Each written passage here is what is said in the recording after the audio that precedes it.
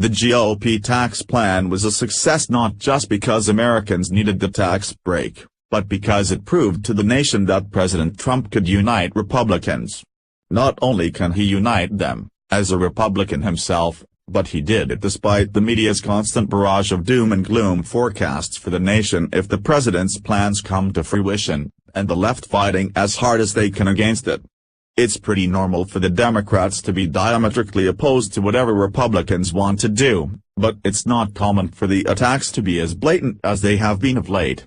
The left has worked very hard to convince Americans that a congressional vote for a Trump plan is a vote for the degradation of our society when quite the opposite is true.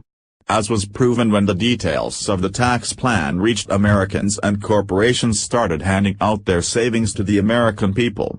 That success was a turning point because it proved that the RNC could be united, and President Trump plans to do it again, very soon. Daily Mail reports that on the heels of that success the president wants to tackle another hot-button issue that he promised to fix while in office, healthcare. One of the first things that the president said to the American people after Christmas is that he plans to tackle the Affordable Care Act, and he won't take no for an answer. The ball is already rolling and he plans to keep it that way, President Donald Trump predicted in a post-Christmas tweet that Democrats and Republicans will eventually join to develop a great health plan. The president pointed in his early morning missive Tuesday morning that the new tax cut law includes a repeal of the Obamacare individual mandate requiring people buy insurance. Based on the fact that the very unfair and unpopular individual mandate has been terminated as part of our tax cut bill, which essentially repeals, over time, Obamacare, the Democrats and Republicans will eventually come together and develop a great new health care plan. Trump wrote. President Donald Trump tweeted that we'll eventually come together and develop a great new health care plan. Here he speaks on the phone at his Mar-a-Lago resort in Palm Beach, Florida. He was following up on a Christmas Day tweet promising to get back to work, on a day when he spent the day golfing and tweeting at Mar-a-Lago, his Florida resort property. I hope everyone is having a great Christmas, then tomorrow it's back to work in order to make America great again, which is happening faster than anyone anticipated. What the liberals will no doubt call gloating, conservatives are viewing as an encouragement. What we sometimes forget to factor in is that the huge majority of all broadcast media is liberal, and even if we do know that, it's hard to ignore what we hear over and over again. The media seems to have taken a hint from Hitler's playbook when he said, "Make the lie big, make it simple, keep saying it, and eventually they will believe it."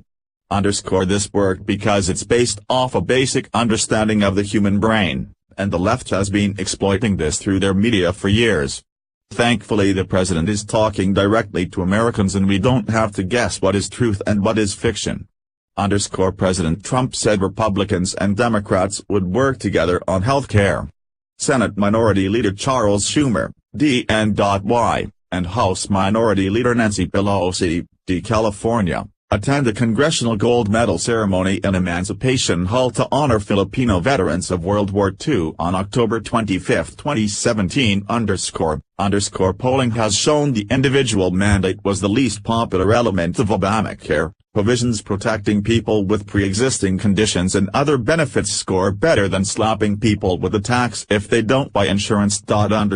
A recent Kaiser Family Foundation poll said 42% of Americans would maintain the mandate, while 55% would repeal it. But Axios reported support for the mandate grew when people learned most Americans already had insurance that would satisfy the requirement. President Trump tweeted about tax law's repeal of the Obamacare individual mandate. Democrats in Congress have shown little appetite for going along with Trump on health care, resisting multiple GOP efforts to repeal President Obama's signature legislative proposal. The latest government statistics this year showed 8.8 million people signed up for Obamacare under the federal exchange, just short of the 9.2 million last year, and with an open enrollment period about half as long. The White House has also been talking up to the idea of working with Democrats on an infrastructure plan to fund new roads and bridges. Even though liberals and the media take no end of pleasure from touting how many people signed up for Obamacare during the enrollment period, they seem to be forgetting to mention how heavily the enrollees would have been penalized had they declined. A record number of American Indians walked the Trail of Tears too, but that didn't make it a good idea. H/T, Daily Mail. Follow us on Facebook at Freedom Daily.